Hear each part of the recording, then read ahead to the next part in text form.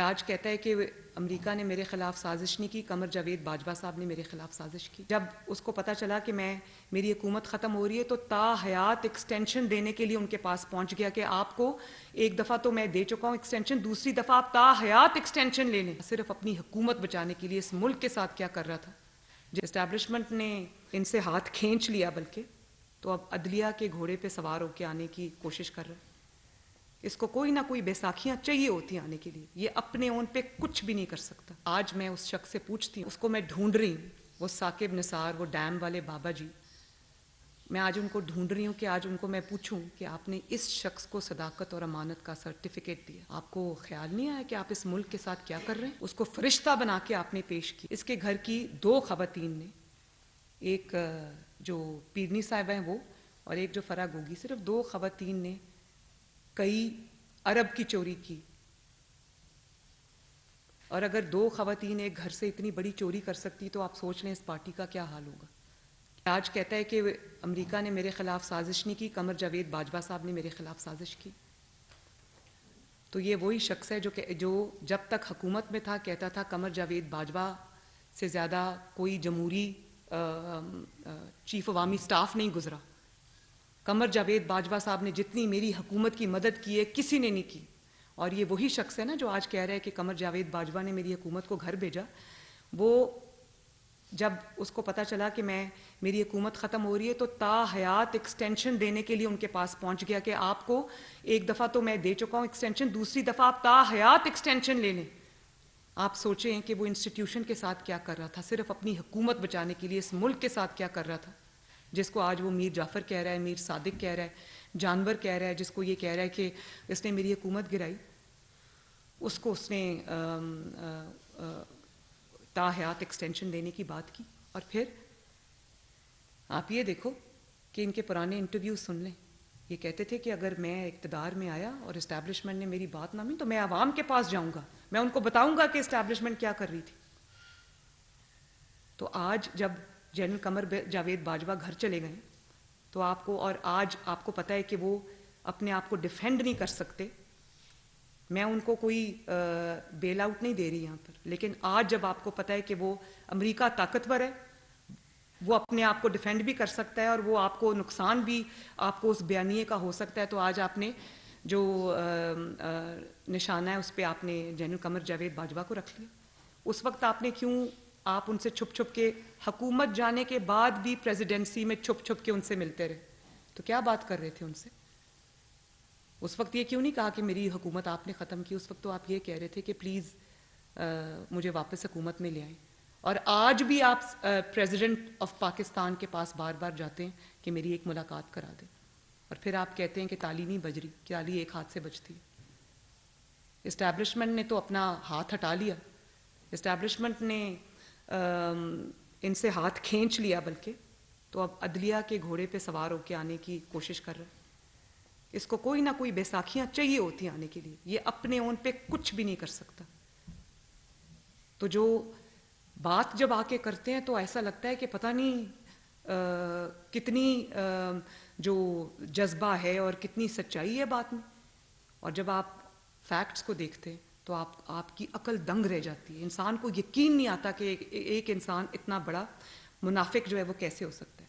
कि मैं इस्टेब्लिशमेंट की कोई वो नहीं, जनरल बाजवा सुपर किंग थे, तो आप क्या थे?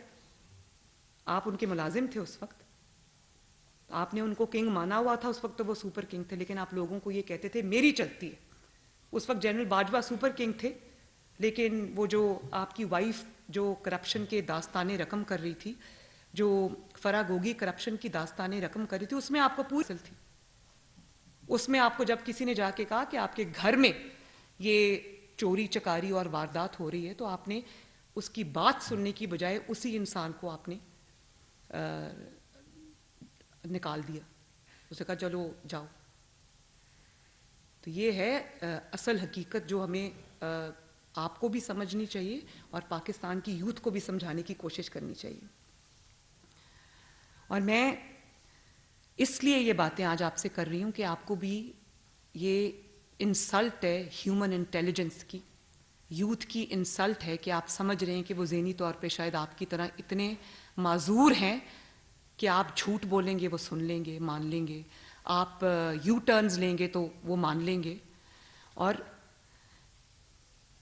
ये बड़ी एक यूथ की कंजम्पशन के लिए बात है कि पिछले 10 साल से मैं देख रही हूँ कि एक बड़ी कंसर्टेड और बड़ी ऑर्गेनाइज्ड कैंपेन सियासतदानों के ख़िलाफ़ चलाई गई, चाहे वो मुस्लिम लीग नून हो, नवाज शरीफ साहब हों, या वो और कोई भी जमात हो, उनके ख़िलाफ़ बड़ी ऑर्गेनाइज्ड कैंपेन चलाई गई, उनको चोर कहने की, उनको डाकू कहने की, उनको करप्ट साबित करने की।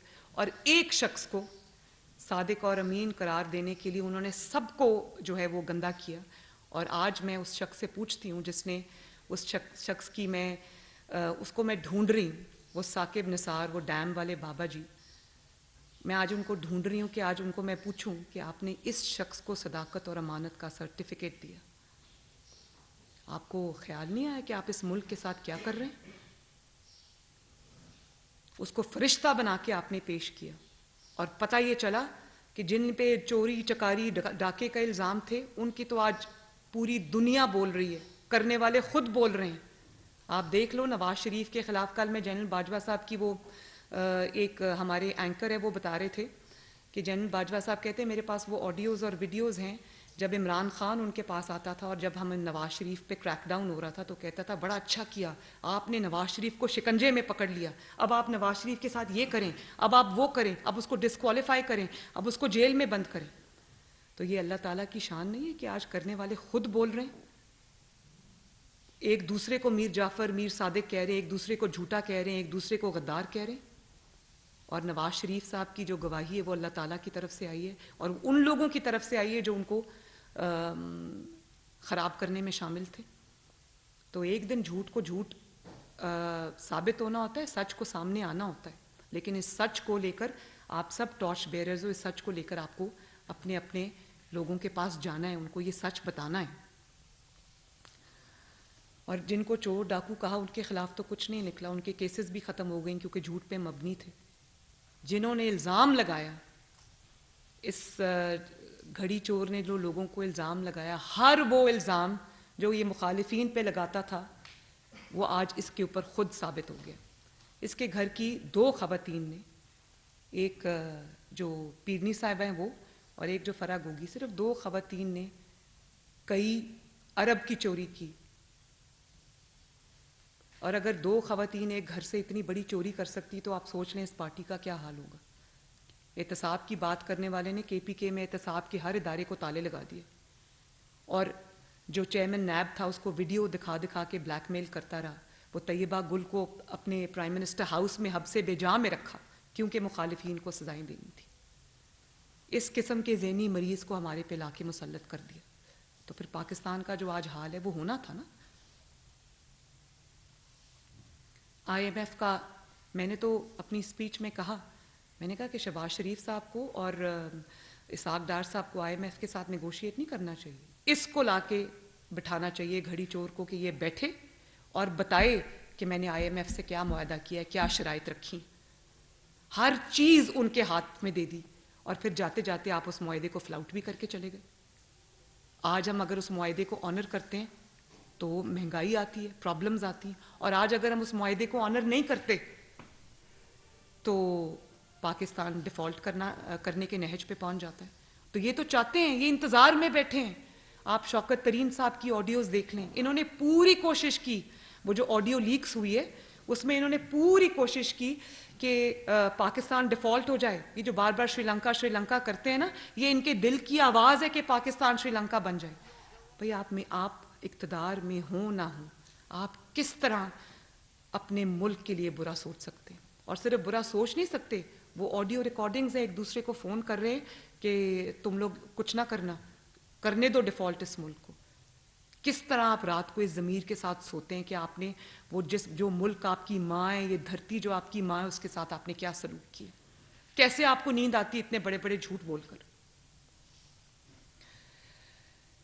और देखें, कोई चीज़ इन्होंने नहीं छोड़ी। मज़हब की तरफ आ जाए, इन्होंने मज़हब का कितना बुरा इस्तेमाल किया। वो मजहबी, पूरी दुनिया ने देखा कि वो ट्रक पे खड़े हैं और वो उनको कह रहे हैं खान साहब ज़रा मजहबी टच दें। यानी मज़हब के नाम, मज़हब मतलब जो शख्स मज़हब को इस्तेमाल करता है अपने पेटी इंटरेस्ट के लिए, मैं समझती हूँ उससे बड़ा मुजरिम कोई नहीं है। क्योंकि आप उसको जब सियासत के लिए इस्तेमाल करते हैं तो आप फिर ये बड़ा एक ऐसा, मैं समझती हूँ कि ये बहुत बड़ा गुनाह है। और आपने लोगों को अब मुझे ये बताएं, रियासत मदीना का आपने नारा दिया, तो रियासत मदीना में यू टर्न लेने वाले का अंजाम क्या होता? यू टर्न का मतलब क्या है? यू टर्न कोई सियासी टर्म नहीं, यू टर्न का मतलब है कि आपने पहले झूठ बोला था। तो रियासत मदीना में जो शख्स झूठ बोले और हुक्मरान रहा हो और कौम को गुमराह कर रहा हो, उसको क्या कहते हैं? उसकी सज़ा क्या है रियासत मदीना में? उसको फितना कहते हैं। और फितने को ख़त्म करने का हुक्म है सियासी तौर पे। रियासत मदीना में अगर टिरियन वाइट का केस होता तो उस शख्स का क्या अंजाम होता? कभी ये सोचा? तोशा खाना केस अगर रियासत मदीना में रजिस्टर हुआ होता, वो रियासत मदीना जिसमें हज़रत उमर फ़ारूक ने अपने एक कुर्ते का भी हिसाब दिया, अगर यही तोशा खाना केस रियासत मदीना में रजिस्टर हुआ होता तो उसकी क्या, मुजरिम की क्या सज़ा होती? झूठ बोलने वाले की क्या सज़ा होती? आपकी खातून खाना दोनों हाथों से रिश्वत लेती रही और आप हुक्मरान बन के बैठ के उसके ऊपर उसको पेट्रोनाइज करते रहे, ऐसे शख्स की क्या सज़ा होती रियासत मदीना के अंदर? फिर आपने 190 मिलियन पाउंड्स जो हैं वो आपने अब पाकिस्तानी कौम का पैसा, जो पाकिस्तानी कौम की अमानत थी, वो आपने अपने दोस्त की जेब में डाल दी। काबीना को भी नहीं बताया कि उस बंद लिफाफे में क्या है, क्योंकि आपने उनको हेल्प करना था। तो ऐसे शख्स की रियासत मदीना में क्या सज़ा होती? तो ये बड़ी थॉट प्रोवोकिंग बात है। आपको हम जो PMLN की यूथ को रीऑर्गेनाइज करने लगे हैं, तो मेरी आप सबसे ये रिक्वेस्ट है कि ये PMLN की बात नहीं है, ये इलेक्शंस की बात भी नहीं है, ये इस मुल्क और कौम के फ्यूचर की बात है।